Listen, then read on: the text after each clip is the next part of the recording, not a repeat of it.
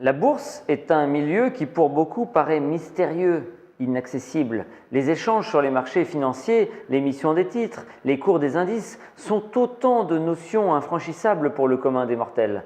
Mais pourtant, en s'y intéressant un peu, on comprend qu'il s'agit d'un marché comme un autre, où s'échangent des produits entre vendeurs et acheteurs. Mais à la place d'acheter des fruits et des légumes, vous achetez des produits financiers. Qui peut investir en bourse ? Tout le monde, sans exception, peut se lancer sur les marchés boursiers et investir. Si autrefois les places boursières n'étaient réservées qu'aux initiés, aujourd'hui c'est la démocratie qui y prévaut. L'arrivée des nouvelles technologies dans l'univers boursier y a énormément contribué, et nous aussi un peu. Ainsi, en tant que personne physique, des particuliers, ou en tant que personne morale, les sociétés de placement, les fonds d'investissement, on peut tous décider d'investir en bourse. Pour les particuliers, des conseillers en investissement financier, ce que l'on appelle les CIF, les CIF, peuvent les assister dans leurs projets de placement boursier en les conseillant sur les décisions à prendre. Mais de la même façon, une entreprise ayant besoin de financement avec un bon potentiel et un plan d'affaires judicieux peut envisager de s'introduire en bourse. Il existe des sociétés spécialisées pour cela dans l'accompagnement des entreprises pour leur introduction en bourse, ce que l'on appelle généralement les listing sponsors. Alors comment faire ses premiers pas en bourse ? Selon votre niveau de connaissance et aussi votre profil de risque, il y a plusieurs manières de se lancer. Vous pouvez choisir l'autonomie totale en faisant vous-même vos choix d'investissement et vos placements financiers.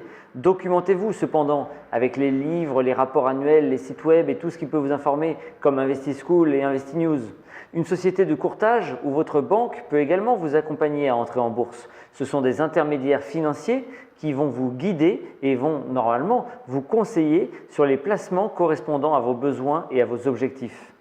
Une fois vos choix d'investissement faits, une fois que vous savez ce que vous cherchez à obtenir, l'étape suivante sera de définir vos objectifs d'investissement. Évaluez vos capacités financières, votre horizon d'investissement, votre degré d'acceptation du risque et des pertes et définissez ainsi vos objectifs. Vous pourrez apprécier l'opportunité de la combinaison rendement-performance et risque d'investir ou pas dans un produit financier donné. Mais alors avec quelle somme faut-il commencer ?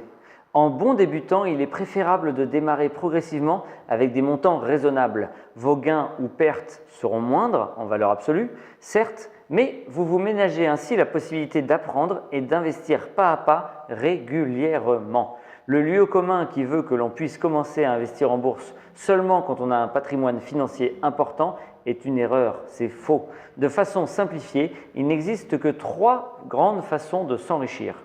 Gagner au loto, mais ce n'est pas donné à tout le monde et vous avez une probabilité relativement faible. Hériter, mais tout le monde n'a pas la chance d'être né dans une famille aisée et fortunée.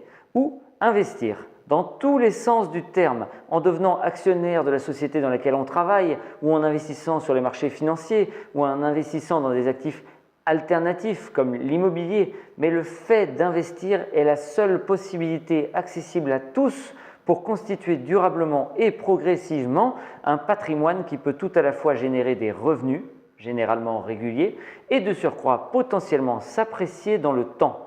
Être entrepreneur, créer sa société est également une forme d'investissement qui rentre dans cette catégorie. Mais vous l'aurez compris, le principal est d'investir. Il ne manque donc plus que vous pour faire vos premiers pas en bourse et vos premiers investissements financiers.